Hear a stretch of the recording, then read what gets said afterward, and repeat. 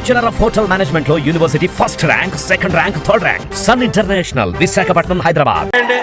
మీకు ఒక పేజ్ సరిపోదన్న రివ్యూ చేయడానికి. హాలీవుడ్ అయితే నేను అనుకోవాలి, హాలీవుడ్ నేర్చుకోవాలి నాగ్ అశ్విన్తో.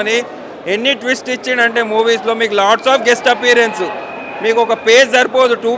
ఒకవేళ పర్టికులర్ ఆర్టికల్ రాసేటోడు ఉంటే వాడికైతే 2 pages కావాలా రివ్యూ.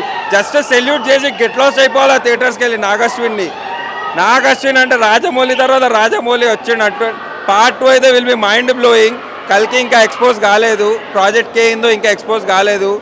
అంటే సినిమా అట్లీస్ట్ ఒక 6 hours ఉంటుంది. సినిమా 3 hours కూడా మీకు సరిపోదు. అంటే ఈచ్ అండ్ ఎవ్రీకి ఒక్కొక్క వెహికల్స్, ఆ వెహికల్స్ సడన్లీ ఎలివేషన్గా చేంజ్ కావడము. ఆ అమ్మాయికి అయితే వెహికల్ ఇస్తే అది హైలైట్ సీను.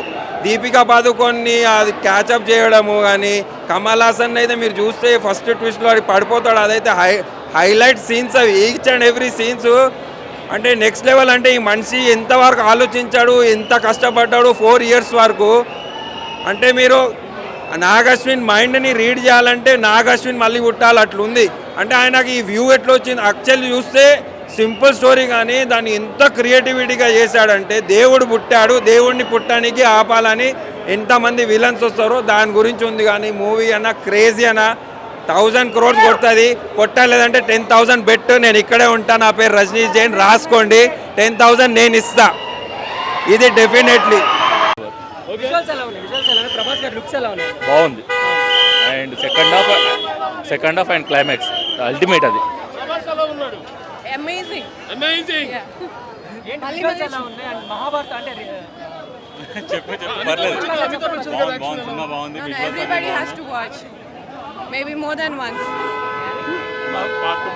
మాస్ ఫీస్ట్ ఇది. సో మొత్తానికి అందరు ఆడియన్స్ని ఒక ఇంటర్నేషనల్ స్టాండర్డ్ని మెయింటైన్ చేసి మూవీని మంచిగా తీసుకొచ్చి నాగ్ అశ్విన్. అండ్ మొత్తం అందరు ప్రభాస్ ఫ్యాన్స్ అనే కాదు, అందరూ ఇంటర్నేషనల్ ఆడియన్స్కి కూడా మంచి ఫీస్ట్ ఇది. Ever don't miss it in theatres. Climax second పార్ట్కి ఒక క్లిఫ్ హ్యాంగర్ లాగా వచ్చేసింది. కమల్ హాసన్ యాక్టింగ్ లాస్ట్లో చింపేశాడు. Visuals top notch, Prabhas performance top notch, and everything is top notch. అంతా బాగుంది.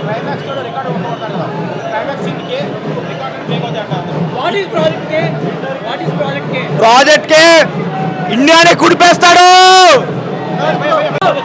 అమితాబ్ బచ్చన్ క్యారెక్టర్ అన్నిటికంటే బెస్ట్ క్యారెక్టర్ మొత్తం మూవీలో. చూస్తే మాత్రం మొత్తం నరాలు ప్యాక్ అయిపోతాయి. విజయ్ దేవరకొండ చాలా powerful cameo. Super duper hit movie. అంతే, ఇంకా ఏం చెప్పను. మొత్తం మూవీ రిలీజ్ మీరు చూడాలి. చూసి మొత్తం నరాలు కట్ అయిపోతాయి. Super cinema. చూసాకనే మీరు రివ్యూ మీరు సొంతంగా ఇచ్చుకోవచ్చు, మీరే review. Thank you so much. Bye. Second హాఫ్లో అమితాబ్ బచ్చన్ ప్రభాస్ ఫైట్ ఉంది. అరే ఆ ఫైట్ కోసం సినిమా చూడొచ్చు భయ్యా. చెప్తున్నారా అసలు ప్రభాస్ కన్నా అమితాబ్ బచ్చన్ కట్అవుట్ అయితే హైలైట్ ఇచ్చిండు. సినిమా మాత్రం మస్తుంది, చూడండి. All the best Prabhas from Pithapuram MLA taluka.